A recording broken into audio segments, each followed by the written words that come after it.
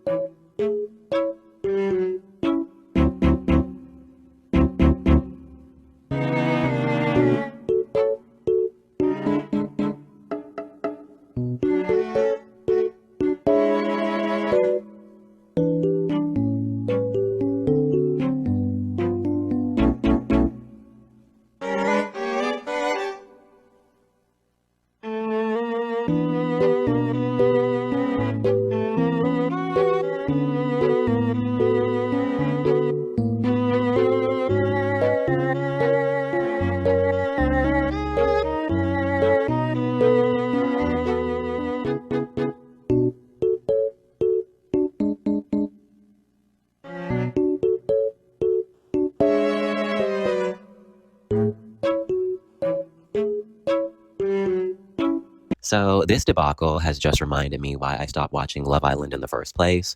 As somebody who watched it since the very beginning with the UK seasons and the Australia seasons, I can confidently say that production does not care or cater to their black contestants in any way, shape, or form. They're not willing to vet these people to see if they're racist or say racist things on their Twitter profiles. They're not willing to check these people's profiles to see if they have any experience dating an actual black person. And when the black contestants are being ignored or ostracized from the competition, they never want to throw them a bone and send in somebody who is specifically attracted to that person.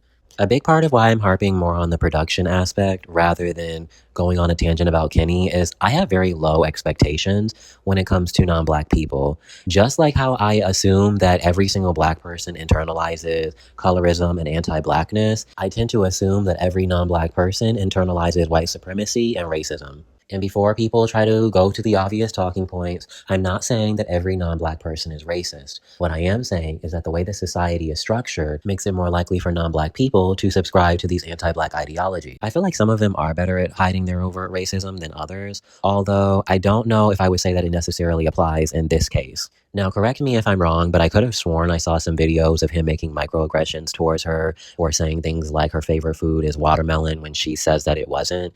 So, in my opinion, then I'm kind of assuming that the signs were probably there, which tends to be pretty common in a lot of these dynamics, because what you will find in a lot of interracial relationships is that a lot of them take on these very avoidant personalities where they feel like avoiding the issue will solve the problem, when in reality, it only tends to make it worse.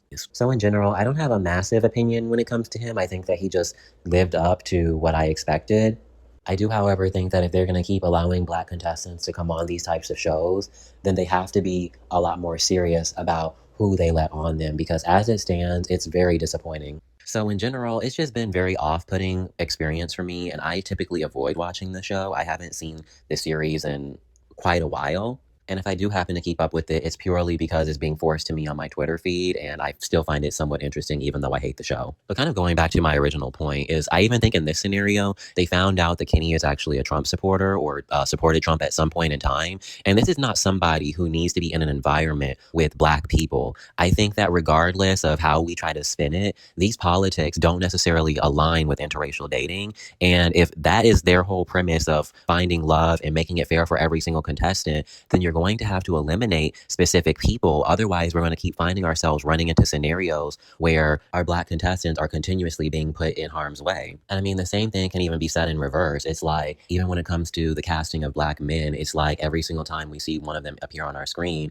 their last 10 girlfriends were white. So it's like, it creates this environment that is even more unfair, specifically for the darker skinned, unambiguously Black women who have to navigate these spaces in a very anti-Black and colorist dynamic. And if it were up to me, I would personally not have any Black person go on any of these shows. I don't think it's healthy, and I don't think it's ever typically a positive experience on average. I mean, we can even look to some of the previous seasons, like Love Island USA for Justine, where they found out that after she won, her boyfriend, or the person she won with at the time, had really colorist and anti-Black tweets, and they found out that his mom was giving white Karen. I actually feel like you can learn a lot about Caleb when you watch how his mom interacts with Justine, because I don't think that these tweets are a coincidence.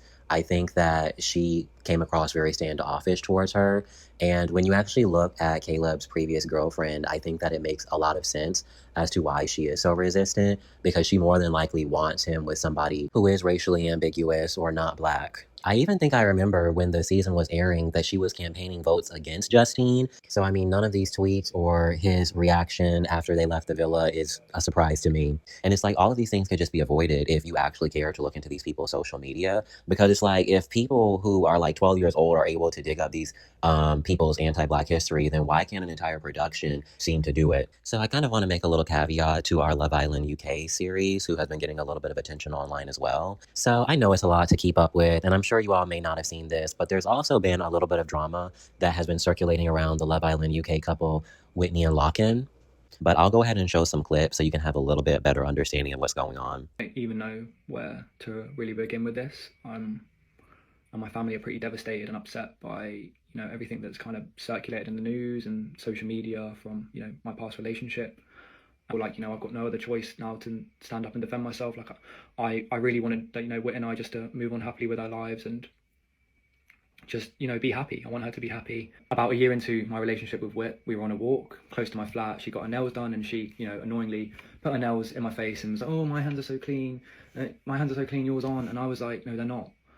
And I was kind of just annoyed her hands were in my face, but it was a very off the cuff remark. I just said, "No, they're not." And she looked at me in shock and was like, "You're calling me dirty?" And I was taken back by that. I was I felt insulted that my girlfriend, who I loved, who knows me, who knows that I would never insinuate something like that, is calling me a racist and saying you're calling my skin dirty. So I just want to first off say I've never called anyone's skin dirty, and I would never. Like, that to me is the most upsetting comment. And I think when Whit retaliated the way she did, amongst anything, I was super upset, because this is the girl I love, this is the girl I'm with. And then it was a very emotional day for both of us. I was getting told, "Oh, the world's going to see the racist that you are." And that was super upsetting for me, because I love her family, I still do. Like, Lochan, are we doing this? Are we really gonna go for the nice boy puppy dog eye look? Really? Back to the situation of how it happened. We were walking back from lunch, going back to his place, and I was in the sun, and I was like, "Babe, look how my skin glistens in the sun." And he looked at me and he was like, "Ugh, it's dirty." And then only when I lashed out, he was like, it was a joke, it was a joke. And he was crying. He called all my family members saying it was a joke, it was a joke. And because Lochan gives off this golden retriever energy, like no one would ever believe that he would ever say it maliciously. But you guys know I have dark humor. So I know when something's a joke and when something's being said seriously and then span into, oh, it's a joke. And let's not even start there because we're really going to dive into it. When I used to come to your house, what did your mom used to say to me? The guys, the lights would go off and she would say, oh, where's Whit gone? Whit, smile. And that was an on-running joke in that household, like, Whit, smile, Whit, smile. So I just hate the fact that he's come on the internet acting so, like, innocent. I'm not even here saying that Lochan is a racist. I'm here saying that he made racial slurs. Yes, racial slurs towards me. This is the same guy that used to pocket watch me and say, oh, why didn't you tell me you got paid today? Oh, like, the bill's on you. Pay for the rounds of drinks for my friends. Like, I can't even believe the poppy dog eyes and the, oh. Okay, when I first saw this, I'm not even gonna lie to you all, my jaw dropped. I think that while I'm happy for her and her self-discovery and that she's able to find her voice in all of this, and maybe she was inspired by Janae, I think that it is very alarming to see how much people are willing to go through in order to try and make these unions work. I think after about like the first or second time of his mom asking her to smile in the dark, I would have never been seen again. But I think that what's really unfortunate about this is that this is actually the norm. As I've kind of said in some of my previous videos, there's typically some level of sacrifice that the Black partner has to endure in order to make these relationships work. Because once you start to actually address the anti-Black microaggressions, they tend to become very uncomfortable and defensive, like this person is. He's very gaslighty. He's really not willing to just own up to what happened. Now, here's the thing. I wasn't there, so I'm not the kind of person who's really interested in speculating the he said, she said aspect of it all. So I will just keep it very short and simple. Since I know how anti-Blackness and colorism works, I'm going to choose to believe the Black woman until I'm proven wrong otherwise.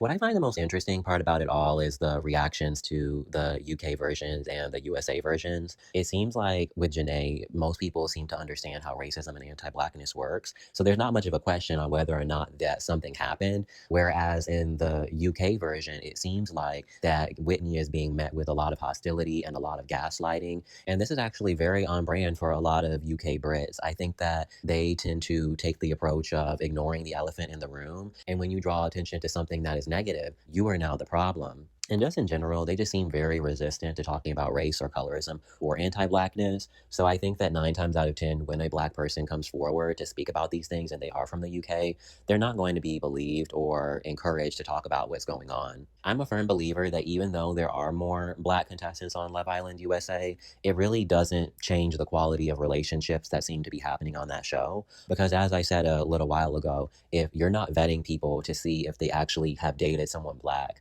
or if that they're racist and a Trump supporter, I mean, the outcome is still going to typically be the same no matter where you are in the country. So ultimately, until I feel like they start vetting and actually prioritizing their Black contestants, we're going to keep running into the same issues. And you know what? I understand that this is a dating show and it's really not to be taken that seriously. However, I do think that these social experiments do a really good job of reflecting reality. So it's hard for me not to feel some kind of connection to these people because it is what a lot of people have to go through, constantly guessing whether or not you are good enough or whether or not people are in it for what you have to offer or for you as a person. And I think that that is no way for anybody to have to live. And here's the thing. I'm not sitting here trying to dismiss the element of colorism or anti-Blackness being present in our communities or even in this show as to why a lot of Black people like Janae may feel like they want to expand their options and look elsewhere. I am, however, saying that certain spaces are simply not going to be designed for you, and the best thing that we can do is try to set ourselves up for success. Rather than frequenting spaces where it's predominantly white people in hopes of trying to find someone to accept you, I feel like it would be far more efficient to try and gravitate towards pro-Black spaces where that's what other people are looking for, so you're not going out of your way to try and convince people that you're good enough. So that being said, if you enjoyed the video, like, subscribe, and comment, and I'll see you in the next one.